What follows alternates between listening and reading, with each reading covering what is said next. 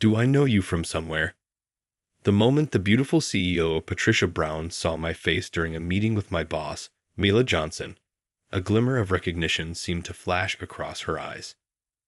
Mila, standing before me with a forced grin, dismissively labeled me as just an incompetent rookie in a mocking tone. After the meeting concluded, while Mila lavished Patricia with praise, I quietly began tidying up. "I've been searching for you," Patricia said, ignoring Mila's presence. She approached me and grasped my hand. "Madam CEO, what do you mean you were seeking out this supposedly incompetent individual?" Mila was visibly stunned, while Patricia gazed at me with tears brimming in her eyes. Little did we know, this moment would drastically alter the fate of Mila, who had always looked down on others. "My name is Edward. I work at Williams Trading Company, and I'm 53 years old. Although I joined this company just 2 years ago, I've had diverse professional experiences before. In a word, my life has been tumultuous. My father was a capable businessman who traveled the globe. My mother and I lived in various countries due to my father's work. Thanks to this, I've become fluent in around 5 languages, starting with English. In my teenage years, my mother grew weary of the constant travel and decided to part ways with my father. My father, who had independently mastered English after the war, firmly believed that with diligence and resolve, anything was possible. This led him to wonder why my mother, who had become more reclusive and homebound, did not socialize more. He even asked me directly, "Why doesn't your mom go out and meet people?" with genuine perplexity. Whether it was due to my inheriting my father's traits or my ability to adapt easily to new environments, I had no complaints about living with him. However, when I compared his seemingly content solitude to my mother's daily tears, I decided to return to the U.S. with her. My father appeared slightly saddened by this, but promptly returned to his work. It was a time of economic prosperity, and Japanese businessmen were ubiquitous. Even without much effort, work was comfortable and incredibly exciting for my father. And so, I departed for the U.S. with my mother. My father provided substantial alimony and child support, ensuring there would be no concerns regarding my educational expenses. However, my uncle, who had invested in real estate, persuaded my mother to join him in this venture. And that's when our troubles began. At first, the investments were profitable, and my family enjoyed a prosperous period. But when I was preparing for college entrance exams, the economic bubble burst. My uncle, being an inexperienced investor, quickly found himself in insurmountable debt. He had been entrusted with my college funds, leaving us destitute and forcing us out of our home.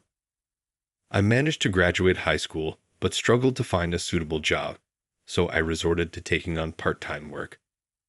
My mother, once again, retreated into seclusion and eventually became bedridden. She was severely depressed, although mental health issues were not widely recognized at the time. She lost her appetite, grew thin, and ultimately succumbed to a common cold.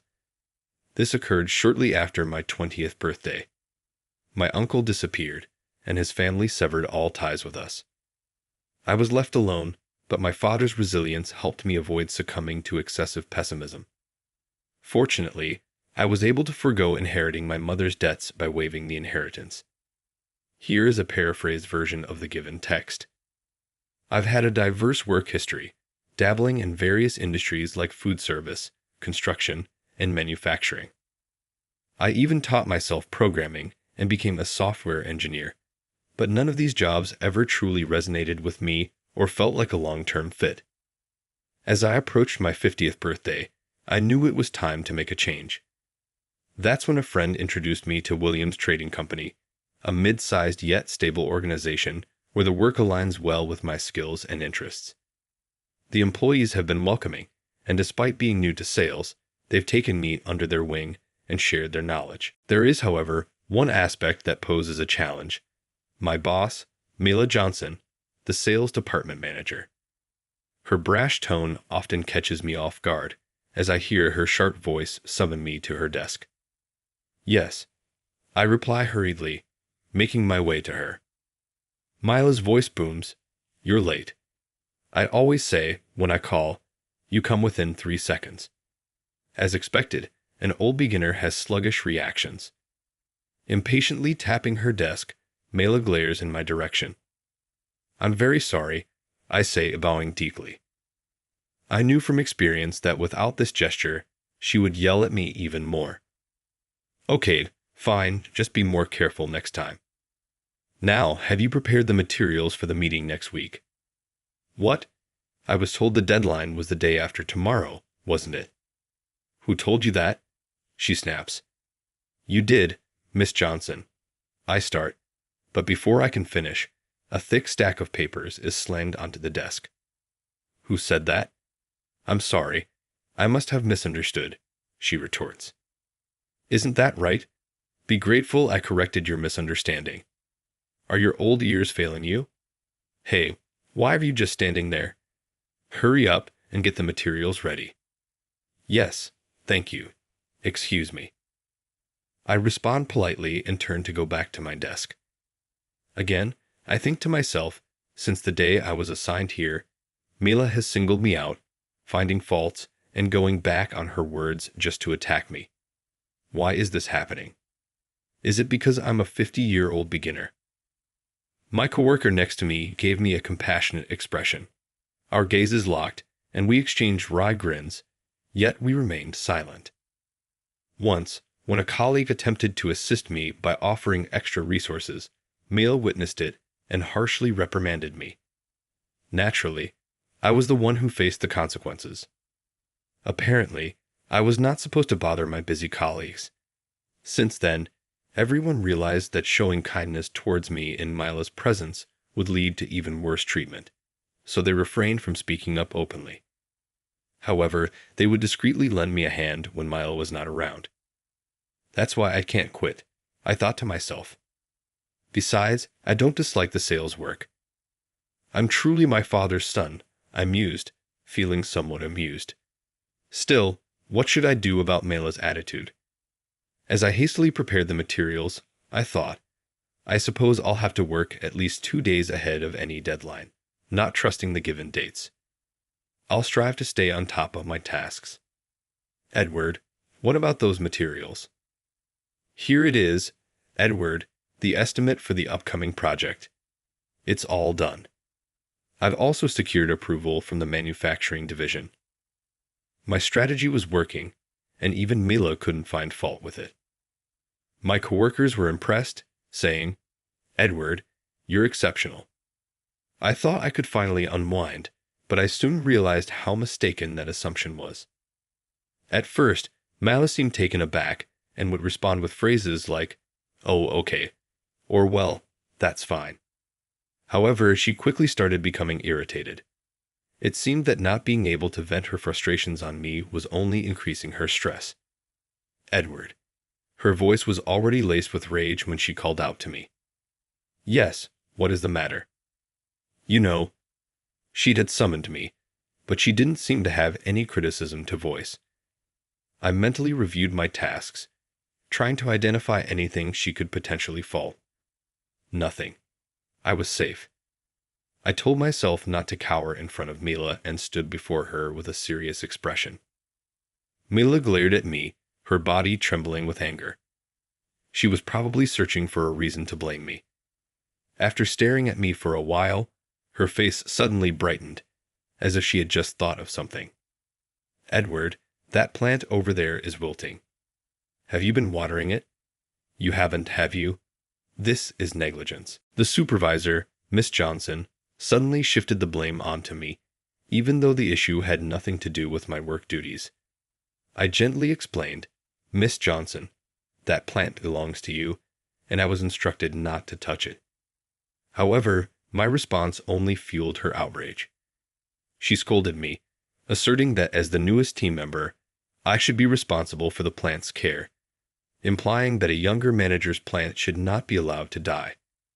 As she slammed the documents on the desk, her anger seemed more intense than usual, perhaps because she had not found a reason to express it lately.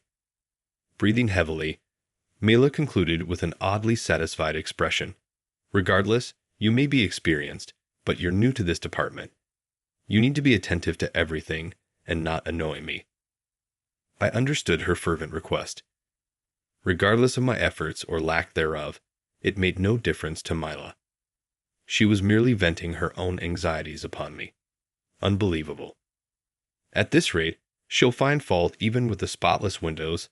I sighed as I returned to my desk, noticing my coworkers observing us with tense expressions. Even the kindest individuals must suspect a reason behind Miss Johnson's targeted treatment of me. I felt utterly dejected, yet deep within, my resolve began to grow. Very well, if that's how it must be, I'll prove my worth through my work. I started working even more diligently than before. I studied our products thoroughly, visited the factory, and gathered data about their strengths. I incorporated this knowledge into my presentations and pitched to clients. The outcomes were positive, and I secured several contracts. Excellent. If I keep demonstrating my capabilities, even Miss Johnson will have to acknowledge me. And age is irrelevant. So I continued achieving results. Of course, as Mila instructed, I also tended to the plants. It seemed that Mila's attitude towards me was gradually improving. Johnson couldn't criticize the situation. Additionally, her annoyed demeanor had softened recently. At last, my hard work is yielding results, I began to think. However, Mila still had no plans to welcome me as a co-worker. I understood this just a fortnight later. "Edward, come over here for a bit," Mila addressed me, surprisingly upbeat. "Of course, what's the matter?" I promptly made my way to her desk. The company we're set to sign a new deal with is highly significant. I'm the one assigned to go, but Edward, you'll be joining me. I couldn't believe it when she asked me to accompany her to meet such an important client. "Yes, you've been doing well with some smaller deals recently. This is a great chance for you to learn from a big project. I'll be the main contact, so you can just observe and learn from me," Mila said, surprisingly making a lot of sense. I was too stunned to respond at first. "What? Do you have a problem?" She glared at me, some things never changing. "I'm honored. Thank you for the opportunity," I managed to say. "My pleasure," Mila replied, her grin a bit unsettling. But I was too excited about the new project to worry about it. Mila introduced herself with practiced ease. "Nice to meet you. I'm Mila Johnson, sales manager at Williams Trading," handing her card to the CEO, Patricia Brown, of Castle Mountain. "Thank you. And who is this?" Patricia said, looking at me. I was overwhelmed by her stunning beauty as we met for the first time. I'm Edward," I stammered, quickly handing over my own business card. Here's a paraphrased version of the given text. As I presented my company's offerings, Patricia examined my ID card, then peered curiously at my face. "Forgive me, but have we crossed paths before?" she murmured, as if trying to recall a past encounter. Before I could respond, Mila interjected dismissively, "He's just a rookie, nothing more." Then, addressing Patricia directly, she said in a mocking tone, "Miss Brown, we're truly grateful that you've chosen to work with our company once again." I knew that Patricia had founded Castle Mountain, a rapidly growing business specializing in beauty products for women. Their interest in the items handled by Williams Trading had led to this potential partnership. "Not at all, the pleasure is ours," Patricia replied warmly. "It's an honor to have our sales manager herself, accompanied by an experienced staff member, visit us today. I'm confident you'll be able to address any questions or requests we may have." Compared to the poised and elegant Patricia, the tall and sharp-featured Mila struck me as undeniably beautiful, but in a more abrasive manner. I had witnessed Mila pound on her desk, shouting profanities while wielding thick documents, a far cry from Patricia's refined demeanor. "All right then, Edward, go ahead and explain," Mila said casually, catching me off guard. "Huh. Isn't it your job to handle the main negotiations, Miss Johnson?" I couldn't help but question her. I was sure she had asked me to simply observe and learn. What are you talking about? You insisted on doing it, so I entrusted it to you. Surely you came prepared, didn't you? She looked at me with a puzzled and disbelieving expression. Ah, I see now. I was set up. In that moment, the realization hit me. Instead of tormenting me at the office, she had now chosen to humiliate me in front of a client, risking the deal. What was she thinking? Her eyes gleamed with a mischievous intent. Seeing that, I understood why she had been so quiet lately. She was planning this trap. The glint in her eyes as she watched my bewildered face showed her delight. But I won't succumb to her scheme. I steeled my nerves. Understood, Miss Brown. Please take a look at these documents, I said, taking out the contract materials from my briefcase and handing them to Patricia. Then I began my explanation. Hold on a minute, Miss Johnson. Handing the paperwork to Mila, I saw her eyes widen in surprise. Undeterred, I pressed on with my detailed account. Patricia observed quietly, allowing me to complete my explanation without interruption. Once finished, I inquired, Patricia, do you have any queries? Certainly, your presentation was clear. I'll compile my questions and send them to you via email. Please address those when you can. We firmly shook hands, signaling the successful conclusion of our discussion. Mela, her expression one of bewilderment, asked, Does this mean?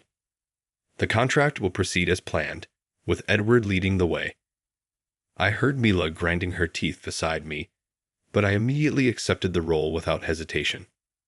Mela could no longer contain her voice. What? Edward, you? However, Patricia's calm voice cut through the tension. By the way, both Mela and I turned to Patricia, who revealed, I've been looking for you, brother. I couldn't help but cry out in surprise. What? Brother? Mila seemed equally shocked. Patricia explained, Yes, brother. I'm your half-sister, Patricia Brown.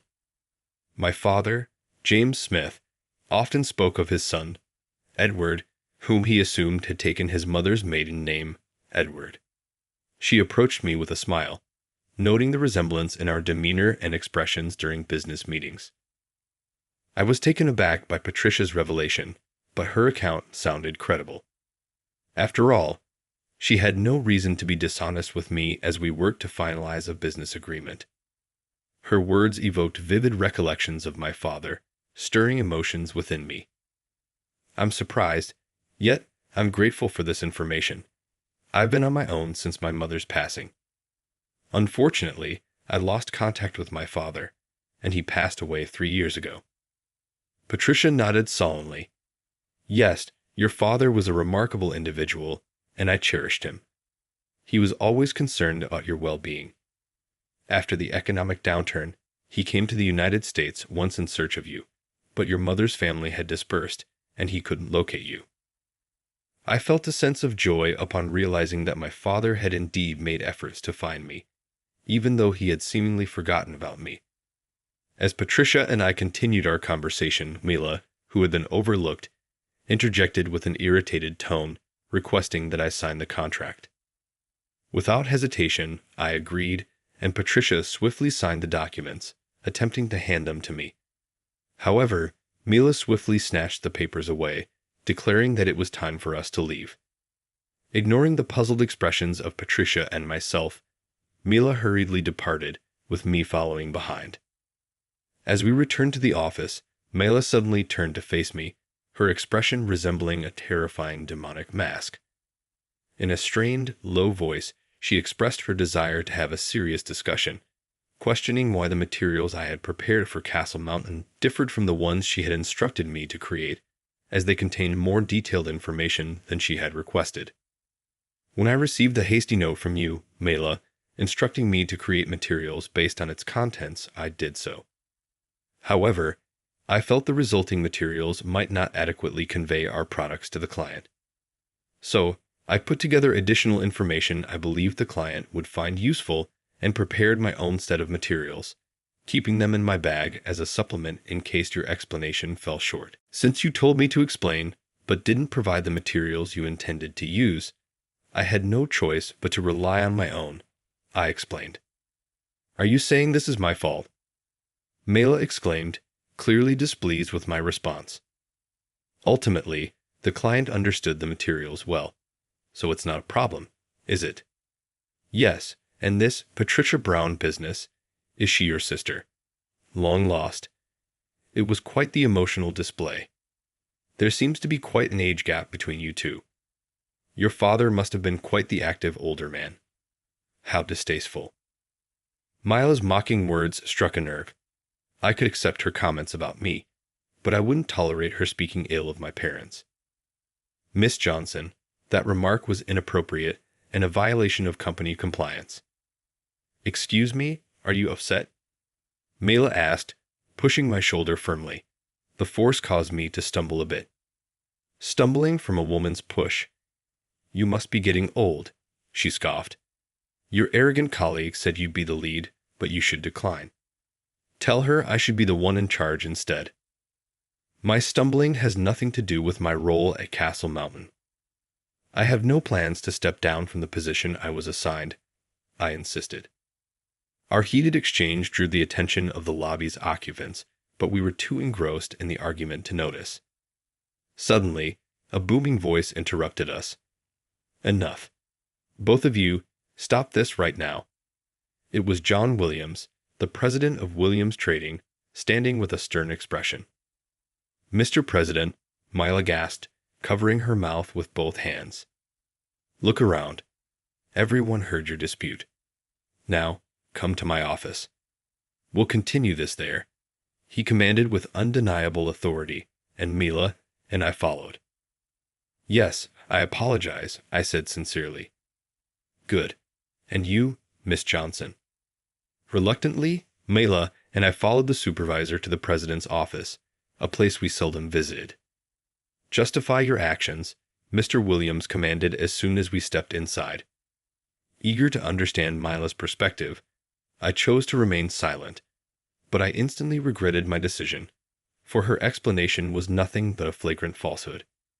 She accused me of neglecting my responsibilities and mistreating my junior coworkers, claiming she had repeatedly tried to steer me in the right direction. But I had failed to make any progress, so she had brought me to the Castle Mountain meeting to demonstrate proper job performance. Instead, I disregarded my responsibilities and chatted with a relative, then secured the position through my personal connections.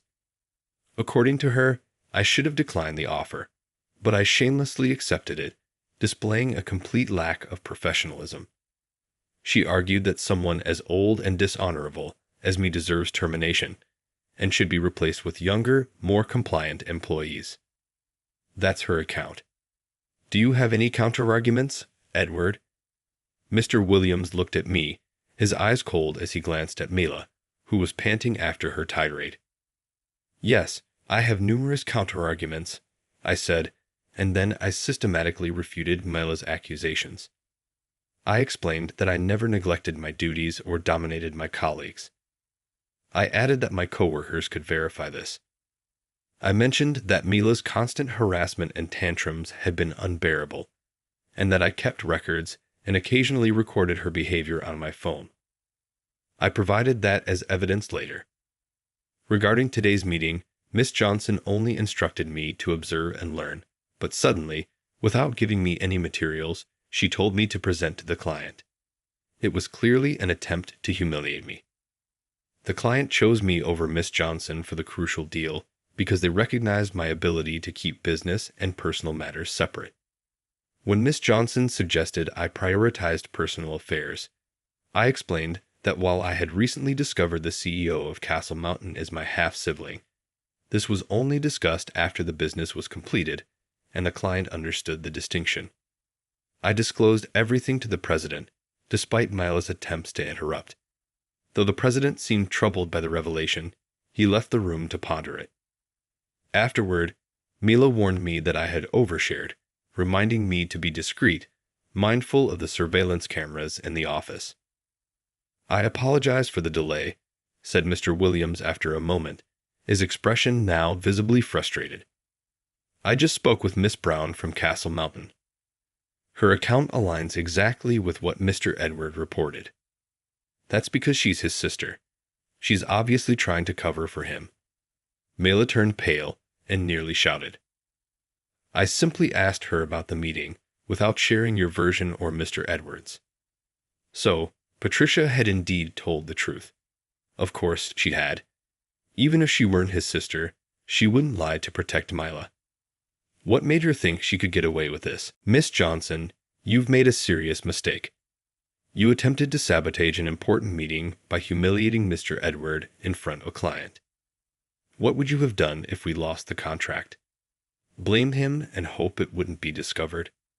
Furthermore, your daily conduct is a major concern. We will investigate this matter. Until your punishment is determined, you are to stay home. This is unjust. You're going to keep this useless old man who bounces from job to job and get rid of me, someone valuable. What are you talking about? Mr. Edward is not useless. The individual we're discussing has demonstrated remarkable versatility, excelling in diverse fields. It's an honor to have them on our team, and their achievements in sales are noteworthy. They possess a multifaceted talent, not a lack of focus. Mila's eyes widened as she listened to Mr. Williams's commendation. Feeling a bit embarrassed, I scratched my head. I'm flattered to be described as versatile, but I simply pursued my passions and explored different roles. Nonetheless, I've always given my utmost in every position. This dedicated approach has undoubtedly shaped their impressive career trajectory. I once had the opportunity to speak with the CEO of the aita company they previously worked for. They were amazed that the individual had created a system that is still in use and making a significant impact, given that they were self-taught in that domain. Absolutely, I made it so that anyone could use it, not just me. This way, everyone can grasp the system easily. Ms. Johnson, you pride yourself on your talents, but what if you were suddenly gone? Mila was taken aback by the sudden question, but responded defiantly. Of course, everyone would be in trouble because no one can replace me. That's the problem. I believe it's crucial to ensure everything runs smoothly even if I'm not around tomorrow. This benefits my colleagues, our clients, and the company as a whole. Thinking that no one can replace you is merely self-satisfaction. Self-satisfaction. Mila was about to raise her voice again, but she noticed Mr. Williams's sharp gaze and fell silent. Yes, until you understand that, you won't change, I said, and she looked down, frustrated. That's right. I also need to ensure my absence wouldn't disrupt the company. Now I understand why none of your previous employers had anything bad to say about you, Mr. Williams murmured thoughtfully. Despite being a manager, you only think of yourself. It's truly disappointing, and I share some blame for not seeing this earlier, he added with a wry smile. As Mr. You seem to lack the skills needed to lead effectively. It appears you're unable to see the potential in your team members. Mila was overwhelmed and broke down at her desk, weeping. Tears won't solve this. Take the rest of the day off and don't return until you receive further instructions. Mila was still required to leave. Reluctantly, she stood up and departed, her usual confident demeanor replaced by a deflated one. Well, Edward, it's been quite an eventful day for you. Yes, I'm grateful you didn't just take Miss Johnson's words at face value and also heard my side of the story. So, do I have your approval to take on the role of president? Absolutely. We shook hands firmly, sealing the agreement. I hope you remain with our company for a long time. I find my work here very fulfilling, and I hope to stay as long as possible. That's wonderful to hear. I look forward to our continued collaboration. A thorough investigation into Mila's conduct was carried out, exposing her mistreatment of me and similar attitudes towards other mid-career employees. It became evident that she harbored a strong aversion towards individuals with diverse work histories. Ultimately, due to her compliance breaches and actions at Castle Mountain that could have severely jeopardized the company, Mela was dismissed. Now, with a long and challenging path ahead of her, she would have to do the very thing she despised: seek a new job. I wondered if that hysterical and arrogant Mela could adapt to a new work environment. I heard through the grapevine that she found a new job, but soon encountered troubles and resigned. She repeated this pattern, causing issues and leaving each new position. Eventually, she could not secure full-time employment and had to settle for part-time roles. A colleague informed me that they witnessed her working and overheard younger coworkers making comments like, "That old woman is useless," but they could not bring themselves to greet her. "Brother, over here. This way." Since then, Patricia and I have maintained a connection outside of the workplace. She has become the family I had been missing for a long time. Today, she brought me to visit our father's grave. It's been a long time, nearly 3 decades, since that fateful day. As I stand before this modest grave, I join my hands in a respectful gesture, conveying my heartfelt greetings to the one who rests beneath. Eventually, I followed in your footsteps and became a salesman. While I may not be exploring the globe, I find fulfillment in my work. I'm doing all right, so you needn't fret. And I'm grateful that you introduced me to Patricia. As I concluded my prayer and rose to my feet, Patricia studied my expression. "What were you discussing?" "It's a private matter. A talk between us fellows." Sharing a laugh, we strode into the sunlight, our